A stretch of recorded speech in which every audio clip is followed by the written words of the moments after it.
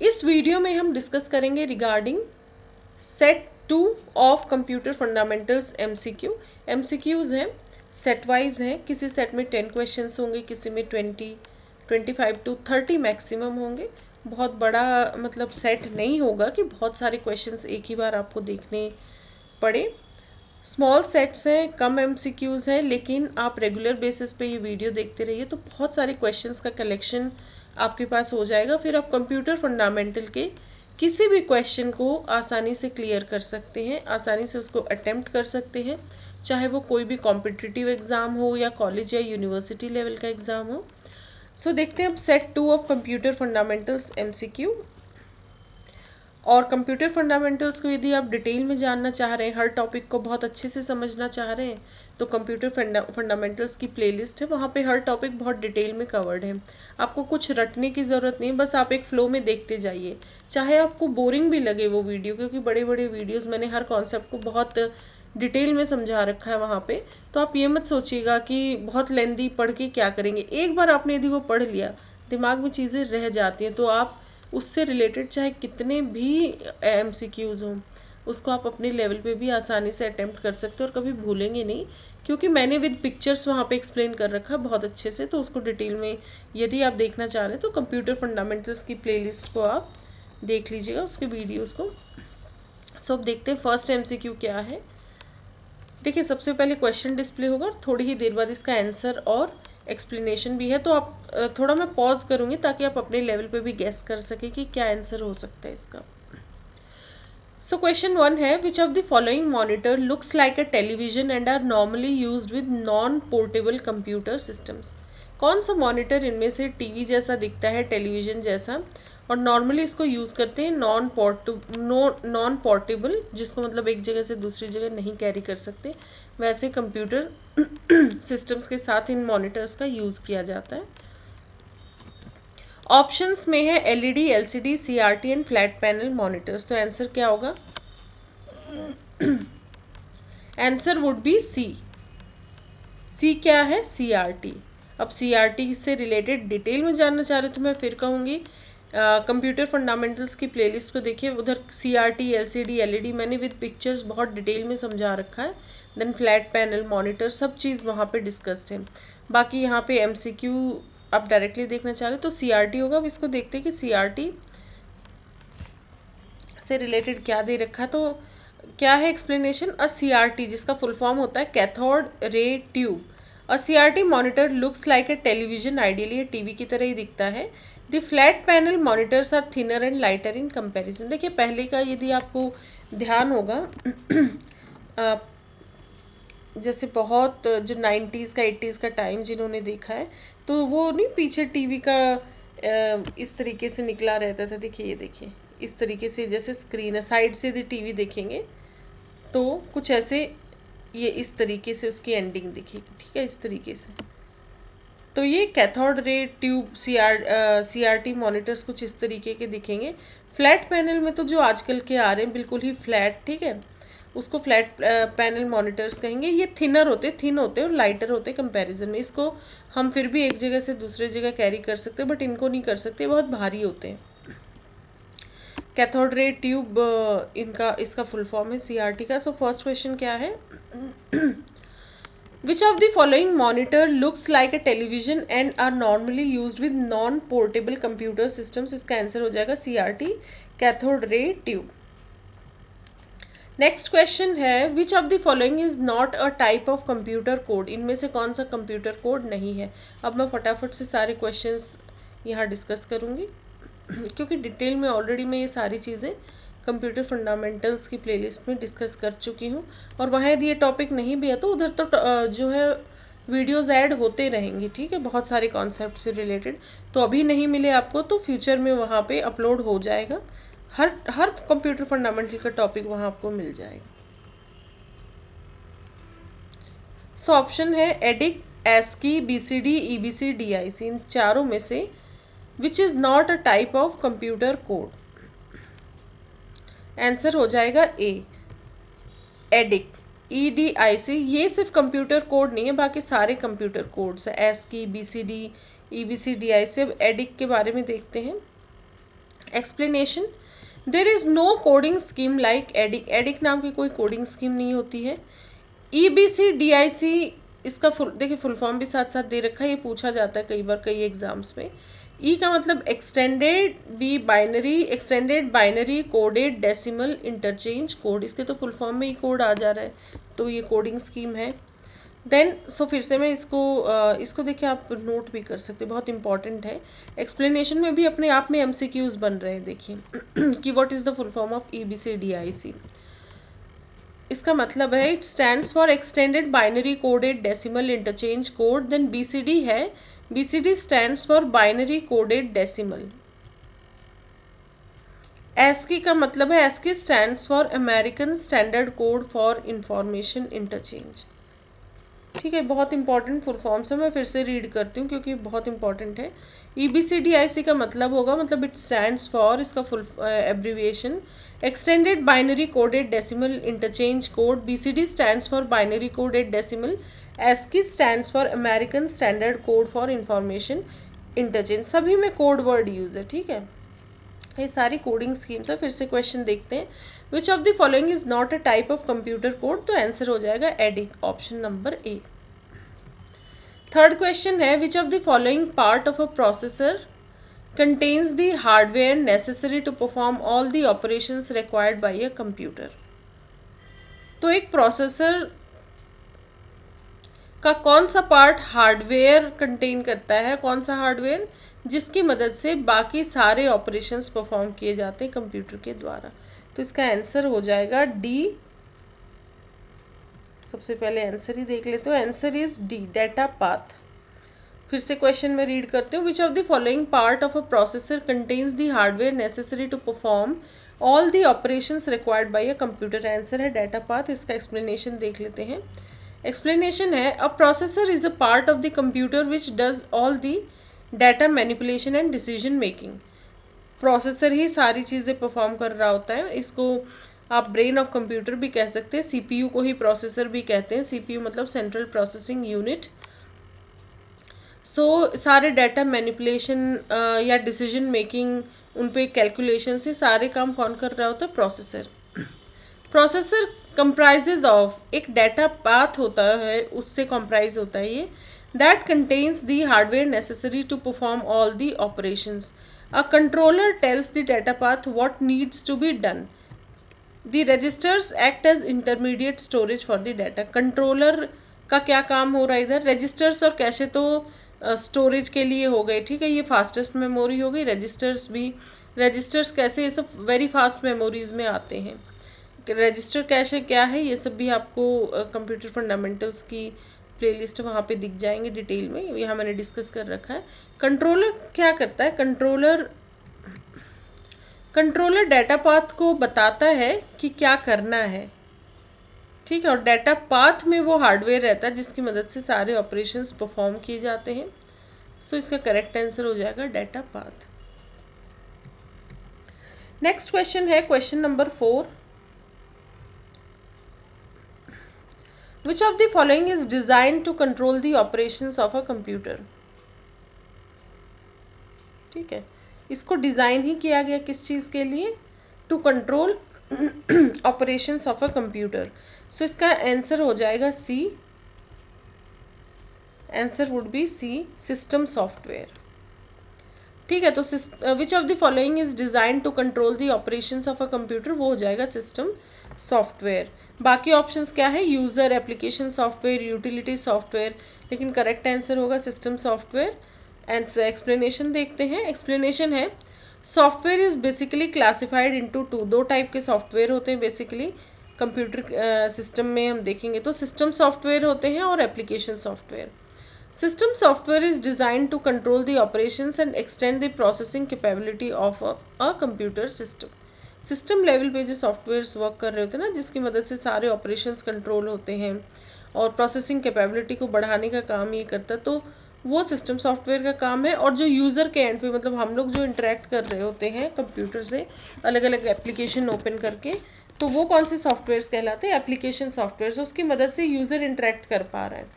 System software system के level पे work कर रहा होता है, कैसे एक सिस्टम एफिशिएंटली वर्क करे, कंप्यूटर सिस्टम। सो इसका करेक्ट आंसर हो जाएगा सिस्टम सॉफ्टवेयर। नेक्स्ट है question number 5, which of the following device use positional notation to represent a decimal number. एक डेसिमल नंबर को रिप्रेजेंट करने के लिए पोजिशनल नोटेशन का यूज़ कौन से डिवाइस में होता है। ये सारे डिवाइसेस भी मैंने कंप्यूटर फंडामेंटल्स की प्लेलिस्ट में बहुत अच्छे से विद पिक्चर्स डिटेल में डिस्कस कर रखी है। पैस्केलाइन कैसा दिखेगा, अबैकस, फिर कंप्यूटर, कैलकुलेटर। सो इसका करेक्ट आंसर हो जाएगा B, that is abacus, B option. So which of the following device use positional notation to represent a decimal number, answer हो जाएगा अबैकस। एक्सप्लेनेशन देख लेते हैं। Abacus was used to do arithmetic calculations around 2500 years ago। तो abacus का basically use कब होता था? 2500 years ago होता था। किस काम के लिए? ये जो कैलकुलेशंस परफॉर्म होते थे वो abacus की मदद से किए जाते थे। Pascaline was the Pascal's calculator by Blaise Pascal, invented for doing laborious calculations। बहुत ज़्यादा कॉम्प्लिकेटेड जो कैलकुलेशंस होते थे तो ये ब्लेज पास्कल ने इन्वेंट किया था इसको। इसको पैस्कल्स कंप्यूट कैलकुलेटर भी कहते हैं। So Pascaline was invented by Blaise Pascal. बहुत ही जो बहुत टफ जो कैलकुलेशंस होते हैं उनको परफॉर्म करने के लिए, जिसमें ह्यूमन बीइंग करने बैठेगा तो उसके लिए काफ़ी लेबोरियस हो जाएगा, कॉम्प्लिकेटेड टास्क हो जाएगा वो। सो फिर से मैं एक बार रीड कर देती हूँ इसको। विच of the following device use positional notation to represent a decimal number, so answer would be abacus, option number B। now next देखते हैं question number 6, which of the following is used in EBCDIC। so इसका correct answer हो जाएगा option number B, mainframes. बाकी option है supercomputers, machine codes, programming. Correct answer होगा mainframes. So which of the following is used in EBCDIC, answer would be mainframes. EBCDIC क्या है वो हम पहले फुल फॉर्म देख चुके हैं, वो वहाँ से आप नोट कर लीजिए, वीडियो को पीछे करके भी आप देख सकते हैं। सो देखिए अब एक्सप्लेनेशन देख लेते हैं इसका। This concept of EBCDIC was invented by IBM। It is mainly used in the IBM mainframe environment। So basically mainframes use EBCDIC codes। EBCDIC पहली बात तो किसके द्वारा इन्वेंट किया गया था ये कॉन्सेप्ट? IBM के द्वारा। IBM का full form international business machine, ये कंपनी है अभी बहुत बड़ी। अब IBM के बारे में भी मैंने बहुत अच्छे से डिस्कस कर रखा है, कंप्यूटर फंडामेंटल्स की प्लेलिस्ट आप देखिएगा, शुरू के 5-6 वीडियो बहुत इंपॉर्टेंट है उसके। It is mainly use in the, ये IBM मेन फ्रेम एनवायरनमेंट में इसका यूज़ होता था EBCDIC का। सो बेसिकली EBCDIC कोड्स में किसका यूज़ हो रहा है? मेन फ्रेम्स का। क्वेश्चन देख लीजिए फिर से, एंड ये रहा answer and explanation. Now next question है question number 7, which of the following are physical devices of a computer. एक कंप्यूटर देखिए फिजिकल डिवाइस और अंदर सॉफ्टवेयर वो तो है ही, जो डिवाइस हमें नहीं दिखता है, तो लेकिन फिजिकल डिवाइसेस ऑफ कंप्यूटर क्या क्या है? आंसर होगा ए, फिजिकल जिसको टच कर सकते हैं, जैसे मॉनिटर, कीबोर्ड, माउस, ये सब किस में आ जाते हैं? हार्डवेयर की कैटेगरी में। तो फिजिकली जिसको टच कर पा रहे हैं वो सब हार्डवेयर, और जिसको टच नहीं कर पा रहे वो चीज़ें होती हैं सॉफ्टवेयर। जैसे एप्लीकेशंस हो गए, उनको हम रन करके उनका यूज़ करते हैं, प्रोग्राम हो गया कोई, उसको टच थोड़ी कर सकते, वो सब सॉफ्टवेयर की कैटेगरी में जाएगा। सो एक कंप्यूटर बेसिकली हार्डवेयर सॉफ्टवेयर के कॉम्बिनेशन को ही कंप्यूटर कहते हैं। बिना हार्डवेयर के सॉफ्टवेयर किसी काम का नहीं। आपके पास कंप्यूटर ही नहीं तो आप कैसे प्रोग्राम रन करेंगे? और बिना सॉफ्टवेयर के और हार्डवेयर है सिर्फ, वो तो एक बॉक्स की तरह हो गया, बस शो पीस की तरह। यदि उसमें आप कुछ रन नहीं कर सकते, कोई प्रोग्राम कुछ कर ही नहीं सकते उस पर काम, क्या फ़ायदा? कोई काम तो सॉफ्टवेयर की मदद से ही कर पाएंगे उसमें। तो दोनों के कॉम्बिनेशन से बनता है एक कंप्यूटर। वो रन करता है, उसी को कंप्यूटर कहते हैं, combination of both hardware and software. ये फिजिकल कंपोनेंट होता है hardware. So which of the following are physical devices of a computer? That is hardware. Other option है software, system software and package. Explanation देखते हैं। Hardware refers to the physical devices of a computer system. Software refers to a collection of programs. A program is a sequence of instructions. Program क्या होता है? Software का मतलब जितने भी programmes हम रन कर रहे होते हैं उस पूरे कलेक्शन को सॉफ्टवेयर कहेंगे. एक कंप्यूटर के अंदर सॉफ्टवेयर यदि कह रहे हैं तो जितने भी इसमें एप्लीकेशंस रन हो रहे हैं, प्रोग्राम्स रन हो रहे हैं, वो सब सॉफ्टवेयर की कैटेगरी में आएंगे. और कोई भी प्रोग्राम क्या होता है? एक सीक्वेंस ऑफ इंस्ट्रक्शंस होते हैं जिनको फॉलो किया जाता है और प्रोसेसिंग उसी के बेस पे होती है. सो ये क्वेश्चन हो गया. Question 7, which of the following are physical devices of a computer? Answer would be A, hardware. ये आंसर और एक्सप्लेनेशन. नेक्स्ट क्वेश्चन है question number 8. Which of the following defines the assigned ordering among the characters used by the computer? So इसका correct answer हो जाएगा option C, collating sequence. Which of the following defines the assigned ordering among the characters used by a computer? तो collating sequence का use होता है. बाकी option है accumulation, sorting, unicode. collating sequence क्या होती है देखते हैं. collating sequence is the term used for ordering among characters. characters में ordering करने के लिए इसका यूज होता है collating sequence का. It may vary depending upon the type of code used by a computer. इसमें थोड़ा सा फर्क पड़ सकता है, वेरी कर सकता है. ये किस पर डिपेंड करता है? ये डिपेंड ऑन कि किस टाइप का कोड एक कंप्यूटर यूज़ कर रहा होता है. डिफरेंट टाइप्स के कोडिंग स्कीम्स या कोड का यूज़ कंप्यूटर कर रहा होता है, उस पर ये कोलेटिंग सीक्वेंस कैन वेरी. सो ये रहा question. Which of the following defines the assigned ordering among the characters used by the computer? Answer would B collating sequence, और ये आंसर हो गया. देन क्वेश्चन नंबर 9 हम देखते हैं. Which of the following storage is a system where a robotic arm will connect or disconnect offline mass storage media according to the computer operating system demands? So इसका correct answer हो जाएगा answer D, tertiary. तो पहले इसका explanation देख लेते हैं, फिर क्वेश्चन मैं दोबारा से भी शो कर दूंगी. एक्सप्लेनेशन है टर्शरी स्टोरेज. देखिए प्राइमरी स्टोरेज, सेकेंडरी स्टोरेज, ये मैं ऑलरेडी कंप्यूटर फंडामेंटल्स की प्लेलिस्ट में बता चुकी. टर्शरी स्टोरेज मैंने वहाँ नहीं डिस्कस किया, तो वो देख लेते हैं. Tertiary storage is the correct option. It is used in the realms of enterprise storage and scientific computing on large computer system. Enterprise storage में या साइंटिफिक कंप्यूटिंग में इसका यूज़ होता है, लार्ज कंप्यूटर सिस्टम्स का जब यूज़ हो रहा होता है. And business computer networks and is something a typical personal computer never sees first hand. जो नॉर्मल कंप्यूटर्स हम डे टू डे में यूज़ करते हैं, पीसीज, उनमें इस स्टोरेज का यूज़ बेसिकली नहीं होता. हम लोग या तो प्राइमरी स्टोरेज का यूज़ कर रहे होते हैं, रैम हो गया जैसे, या फिर सेकेंडरी स्टोरेजेस, आपका पेन ड्राइव हो गया या हार्ड डिस्क ड्राइव, इन सब का. बाकी टर्शरी स्टोरेज का बेसिकली या तो बड़े बड़े एंटरप्राइज स्टोरेज के एक सिनेरियोज में उसका यूज़ होता है, या किसी साइंटिफिक कंप्यूटिंग से रिलेटेड यूज़ होता है इसका. So which of the following storage is a system where a robotic arm, जहाँ एक रोबोटिक आर्म कनेक्ट कर सकती है, डिसकनेक्ट कर सकती है, offline mass storage, depend on जैसा कंप्यूटर ऑपरेटिंग सिस्टम डिमांड करेगा उसके अकॉर्डिंग, उस इंस्ट्रक्शंस के अकॉर्डिंग ये आर्म या तो रोबोटिक आर्म या तो कनेक्ट होगी या डिसकनेक्ट होगी. बट उसके लिए किस स्टोरेज का यूज़ किया जाता है? Tertiary storage. सो ये रहा क्वेश्चन, ये इसका answer and explanation. Now last question of this set. Which of the following is known as the interval between the instant of a computer makes a request for the transfer of disk from a data system to the primary storage and the instance the operation is completed?